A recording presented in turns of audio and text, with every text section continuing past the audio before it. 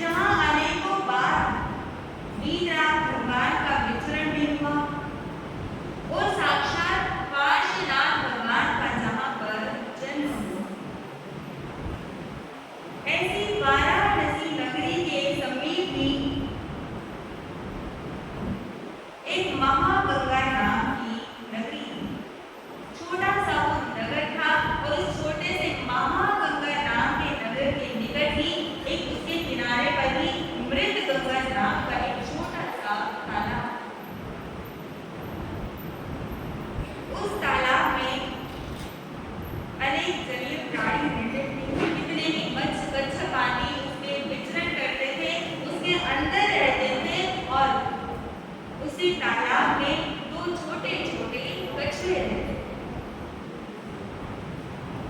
जो ज्ञानी होते हैं वे संसार की किसी भी वस्तु से, किसी भी परिस्थिति से, किसी भी घटना से वो अपना ज्ञान वृद्धि कर लेते हैं। जैसे कि गोताखोर समुद्र में जाकर हीरे और मोतियों को खोजता है, इसी प्रकार जो ज्ञानी और आत्मज्ञानी साधक होते हैं वो संसार की किसी भी वस्तु में से चिंतन के मोती निकाल लेते हैं। संसार में प्रतिपल हर क्षण कोई ना कोई घटनाएं घटित हुई, लेकिन उन घटनाओं में से, उन वस्तुओं में से हम अपने लिए क्या कोई वैराग्य की अवस्था बनाते हैं? क्या कोई हमारा किसी घटना को देखकर वैराग्य का चिंतन चलता है? ये हमारे ऊपर निर्भर करता है। संसार में प्रति क्षण किसी ना किसी जीव की मृत्यु हो रही है। कितने ही जीव रोगों से ग्रसित हुए पड़े हैं, कितने ही लोगों के ऊपर वृद्धावस्था आई हुई है, लेकिन इन अवस्थाओं को देखकर हमारे मन में कभी भी ये चिंतन नहीं उमड़ता कि ऐसी अवस्थाएं हमारे भी बदलेंगी। ये सभी घटनाएं हमारे लिए बहुत ही साधारण हैं। किसी के जीवन में रोग आता है तो उसको देखकर हम यह विचार नहीं करते कि ये रोग क्यों आया, ऐसा कौन सा कर्म का उदय आया कि जिसके कारण इसके शरीर को इस रोग ने घेर लिया और यही कर्म कभी मेरे भी उदय में आ सकता है, मुझे भी ऐसा रोग कभी लग सकता है। हम सोचते हैं ये शरीर है, कुछ ना कुछ तो इसमें रोग लगे ही रहते हैं। वृद्धावस्था से कितने ही जीव घिरे हुए हैं। जीवन की संध्या समय में चलने पर भी हम ऐसा विचार नहीं करते कि जीवन की अंतिम घड़ियों में हम आ चुके हैं, अब इसके बाद हमारी क्या पर्याय बनने वाली है, इसके बाद तो हमारी मृत्यु निश्चित ही है। लेकिन वृद्धावस्था में चलते रहने पर भी हम अपनी मृत्यु से अनभिज्ञ बने रहते हैं। इन अवस्थाओं को देखकर हमारे मन में ज्ञान का चिंतन क्यों नहीं करता है? क्यों हमारे मन में से संसार की आसक्ति कम नहीं होती? प्रतिदिन कितने ही मृतक लोग हम देखते हैं, कितने ही लोगों ने तो अपने हाथों से चिताएं भी जलाई हैं, लेकिन उन चिताओं को जलाकर उन शरीरों को अग्नि के अर्पण करके भी हम यह सोचना भूल जाते हैं कि एक दिन हमारी मृत्यु बनने वाली है। लेकिन जो ज्ञानी होते हैं वे उन परिस्थितियों को, ऐसी घटनाओं को यूं सामान्य और साधारण नहीं समझते। जैसे कि महात्मा बुद्ध थे, जब वे एक बालक भी थे तब उन्होंने किसी रोगी को देखा तो वो सोचने लगे कि ये कैसी अवस्था है। उन्हें नहीं पता था कि ये रोग कर्म के अनुसार हर जीव के साथ जुड़ा हुआ है। उन्होंने किसी वृद्ध को देखा तो उन्हें बड़ा आश्चर्य हुआ।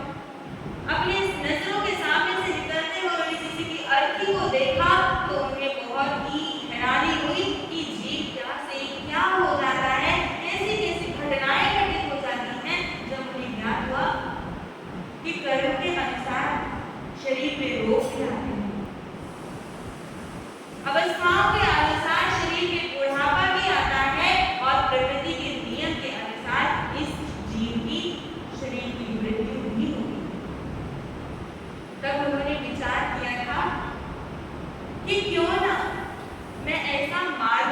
करूं, ऐसा उद्देश्य मैं धारण करूं कि मुझे इन तीनों ही अवस्थाओं से गुजरना ना पड़े। और एकमात्र ऐसा मार्ग वही है, कर्मक्षय का मार्ग, जो जिन कर्मों से रहित हो जाता है वह इन सभी परिस्थितियों से परे हो जाता है। इन तीनों ही घटनाओं से प्रेरित होकर महात्मा बुद्ध ने अपने आप को वैरागी बना लिया था। उन्होंने संसार को छोड़कर जंगलों में जाकर अपने आत्म कल्याण की साधना की। इन घटनाओं को देखकर ऐसा चिंतन, ऐसा विचार अवश्य करना कि ये सभी घटनाएं, ये सभी परिस्थितियां हमारे मोह को कम करने के लिए ही हमारे जीवन में आई।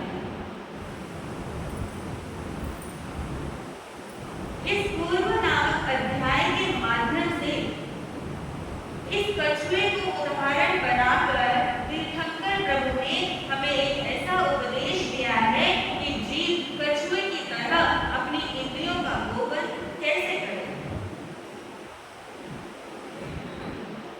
उस मृत गंगा तीर नाम के तालाब में वे दोनों कछुए रहते थे और उस तालाब के निकट ही एक घना जंगल था, एक वन था। उस वन में बहुत सारे जंगली जानवर रहते थे और उन पशुओं के बीच ही दो सियार रहते थे। समय समय पर वे सारे पशु, सारे जानवर अपने उदर पोषण के लिए, अपनी आहार की गवेषणा के लिए निकलते थे। वे दोनों कछुए जब उन्हें भूख लगती थी तो वे अपने लिए भोजन की तलाश में तालाब से निकलकर इधर उधर घूमते थे। और वे दोनों सियार, वे भी अपने भोजन की तलाश में उस वन से निकलकर आते थे और इधर उधर अपने भोजन की गवेषणा करते थे। ऐसे जंगलों में, वनों में जहाँ कोई भी मनुष्य नहीं रहता है, ऐसे स्थानों पर जीव ही जीव का भोजन बनता है।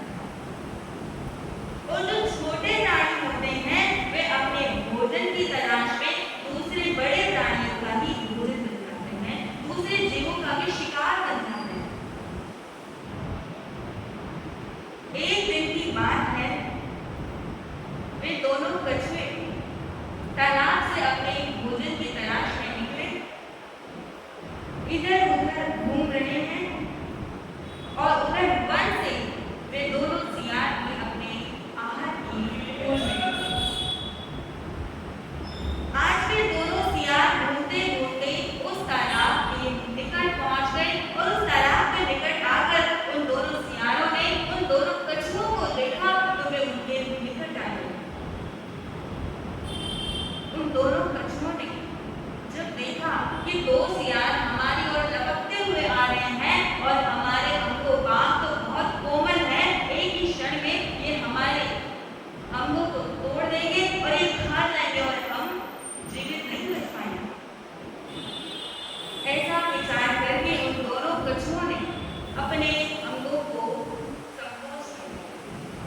जो कछुए के ऊपर एक सख्त शेड होता है, उसके अंदर उन्होंने अपने हाथों को, अपनी गर्दन को और अपनी टांगों को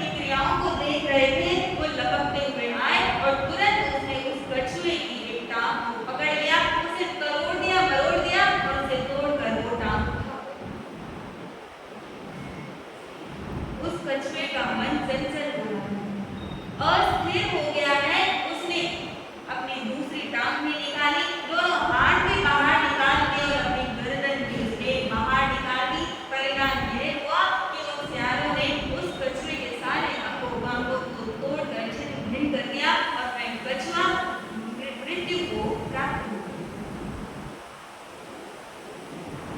उन सियारों ने दूसरे कछुए को भी चंचल करने का बहुत प्रयास किया, उसके भी अंगों पांगों को बाहर निकालने का बहुत उन्होंने प्रयत्न किया, लेकिन वो कछुआ उस पहले कछुए की इन क्रियाओं को देख रहा है। और कोई ज्ञानी जो होते हैं, किसी अज्ञानी की मूर्खतापूर्ण क्रियाओं को देखकर अपने लिए वो सीख बना लेते हैं। वो सोचता है अगर मैंने भी अपनी इंद्रियों को इसी तरह बाहर निकाला तो ये सियार, ये गीदड़ मुझे भी जीवित नहीं छोड़ेंगे, ये मुझे भी ऐसे ही खा जाएंगे। उन सियारों ने उसे उठाकर आकाश में उछाल दिया, उसे उल्टा करके पलट दिया, लेकिन उसने अपनी इंद्रियों को बाहर नहीं निकाला। उस कछुए ने अपनी इंद्रियों पर पूर्णतः संयम रखा। सियारों ने सोचा कि यह कच्छप तो मर चुका है, इसके अंदर कोई प्राण नहीं रहे हैं। ऐसा सोचकर वे दोनों सियार वनों की ओर चले गए। आधी रात्रि का जब समय हुआ, उस कछुए ने सोचा कि लगता है अब वे सियार मेरे निकट नहीं है। तब उसने अपने हाथों को, अपनी टांगों को बाहर नहीं निकाला। सबसे पहले उसने अपनी गर्दन को बाहर निकाला। उसने चारों ओर देखा कि कोई वन का पशु, कोई प्राणी तो ऐसा नहीं है जो मुझे आहत कर सकता है। जब उसने विपदाओं को दूर किया हुआ देखा तो उसने अपनी सारी इंद्रियों को, सारे अंगों पांगों को बाहर निकाला और वह तुरंत भागता हुआ उस तालाब में प्रविष्ट हुआ। इस पूर्व कछुए के माध्यम से हमें क्या शिक्षा मिली? प्रभु फरमाते हैं कि जिस कछुए ने अपने मन को अस्थिर किया, उसका मन चंचल हो गया, तो उसने अपनी इंद्रियों को बाहर निकाल लिया और वह उन सियारों का शिकार बन गया। लेकिन दूसरा कछुआ जो अपने मन पर पूर्ण नियंत्रण रखा हुआ था, उसने अपने मन को अपने वश में किया हुआ था और उस मन को अपने वश में रखता हुआ उसने अपनी इंद्रियों को बाहर नहीं निकाला, तो वह उन सियारों का शिकार बनने से बच गया। उसने अपने जीवन का रक्षण कर लिया। इसी प्रकार जो मनुष्य, जो भी साधक इस संसार में रहता हुआ अपने मन पर वश नहीं रखता है, अपने मन को अपने नियंत्रण में नहीं रखता है, वह इस संसार में इंद्रियों को खुला छोड़ देता है, तो वह अनेक विषयों का, विकारों का शिकार बन जाता है। और जो जीव दूसरे कछुए के समान अपनी इंद्रियों पर अपना नियंत्रण रखता है, अपनी इंद्रियों को अपने संयम में रखता है, वह इस संसार के किसी भी विकारों का, किसी भी संकटों का, कष्टों का शिकार नहीं बनता। अपनी इंद्रियों को, अपने मन को अपने नियंत्रण में रखना, यही सच्ची साधना है। एक गुरु से शिष्य कहता है, गुरुदेव, इस संसार में रहते हुए हम अनासक्त कैसे रह सकते हैं?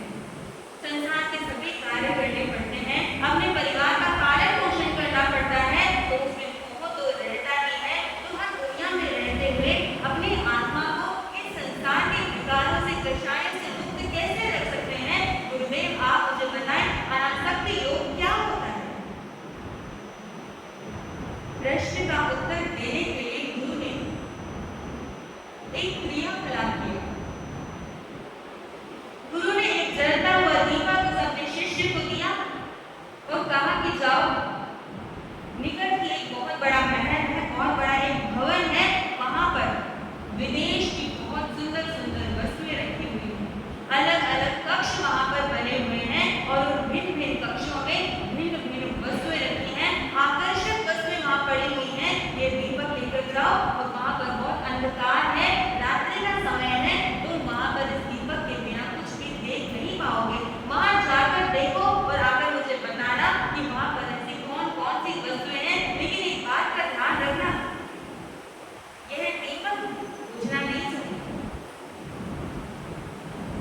उसने वो दीपक लिया और उस भवन में, इस महल में चला गया।